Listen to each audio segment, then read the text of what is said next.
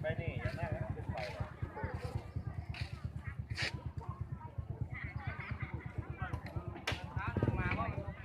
น่ะขยะเขาติ๊บใช่ขยะ ขยะบ่ขยะหรือเครื่องแค่นี้นะ ขยะเขาติ๊บเห็นแล้วหุ่นหนาอยู่ยังไกลอยู่บ่ได้เกี่ยวแล้วนะ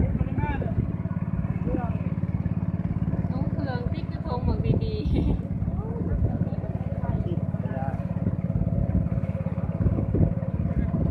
ต้องขับผมไม่ต้องขับ ๆคือขายมีแต่เงินไว้จ้ะ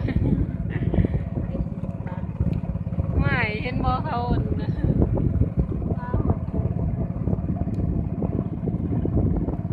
หมอหมดรีสาว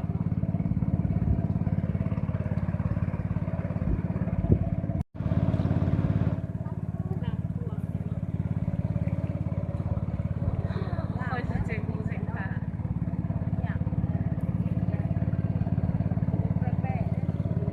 ขนาดลงเนี่ยได้เลยนะ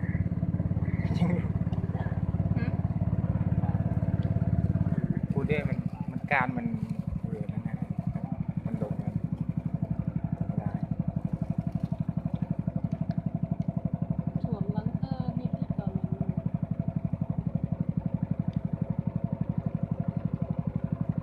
เป็นการท่องเที่ยวนี่มันขึ้นสูง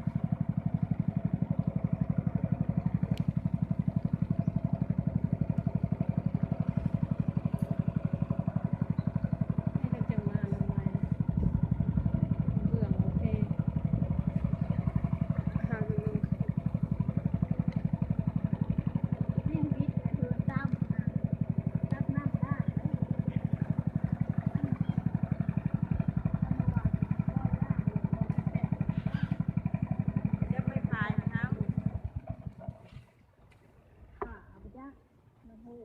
อืม ขาลังหูจังเนี่ยขาลังหูจังเลย ไปทางคุณเด้พวกมึงหนุ่มสิคุณไปทางคุณนะแล้วพวกพระเจ้า ลังหูลาบวิท เออ ออกมาเราไปทางคุณนะคุณเดี๋ยวไปขึ้นบันไดหน่อยเลย แล้วออกไม่ชอบงานนะครับบ่ละถอยเจ้าทำบ่ได้บ่ดอกเจียวเนี่ย บัดออกมันจะออกไม่ใช่ ออกได้อยู่ที่ บัดออกเขาได้เปลือก ไปรถ ถอยบ่ โอ้ยก็จะผู้ชำนาญ ขนาดอันนี้อันนี้เด้อ มันสิออกมาได้นะ เป็นบ่เพลง อันนี้วะ อืม มีใส่นอนเลย โอ้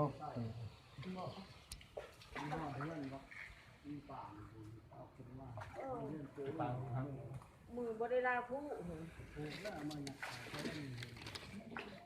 ม่เสียผูก ตีนจะผู้ผู้ หลังย่างมาผูกเออย่าง ผูก คือ มาผูก ผู้ จะผูกแล้วมาผูก หลอดนี่ไปบ่ได้บ่หลอด เจ๊ลักโก้ลักกัวลักกัวได้ ถอยลงมาเลยถอยลงมาเลยแล้วหัวเลย หน้าเข้ามาทางคุณ มันเป็นจัด นี่รถไถไผแปะเห็นห้าวผมบ่รู้ใดบ่รู้รถไถ โอ้ ทั้งใหญ่นะ เป็นไดที่น่ะ ผู้ใดบ่เห็นหัวมั้ง เออ บ่มีนะผู้ใด แก้พึ่งมากระต่ายนะ เก็บเพื่อนมีรถอันผู้ใดหัวอัน เฮ็ดตีนมันคือว่าไหนอยู่ ตู้คันนึงอยู่เลย ตีนรถไทยบ่ รถไถก็ยังหลายอยู่ดอกสากศพ อะไรข้าวกันเลยเป็นลายผูกอังลา อืม ข้าวต้มยา โรงเรียน โอ้เรียนเป็นที่ลงคาเลยเดินดินไปก็พอดีจุ๊บพอดี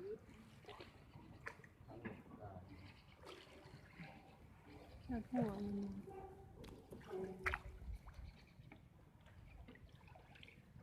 ได้ลังหน่อยวิทย์เลยดิลังต่ ไปล่าไปตักล่า ว่างอนุบาลมาถึงหัวเข้าบุเพงหัวเข้าหัวเข้า ทำคุณดังคือนี่คือนี่ปลูกเรือนและทางน้ำแดงดังขึ้นในหางคือกระดูกขึ้น ม